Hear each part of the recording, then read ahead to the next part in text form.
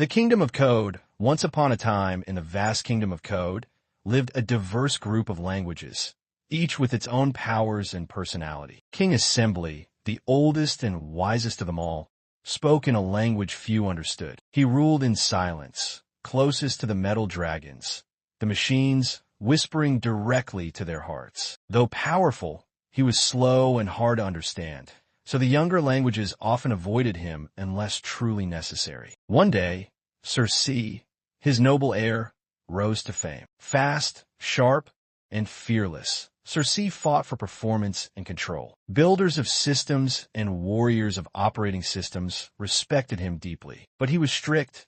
Every word had to be just right, or he'd throw a fit. From his roots, two ambitious twins were born.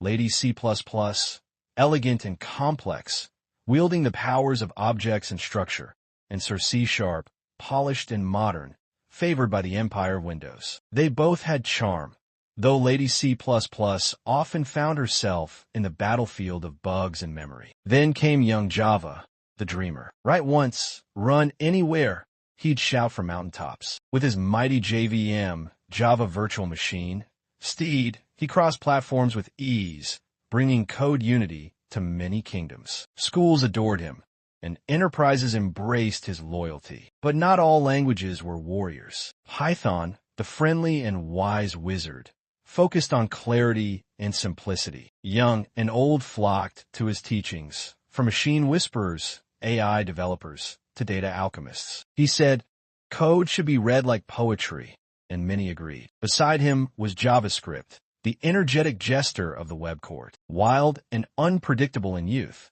he matured over time. Now, with powerful tools like React and Node, JavaScript became the face of modern magic in browsers and servers alike. Others joined the story too.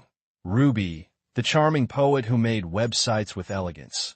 Go, the disciplined knight from the land of Google. And Rust, the brave guardian of memory safety, winning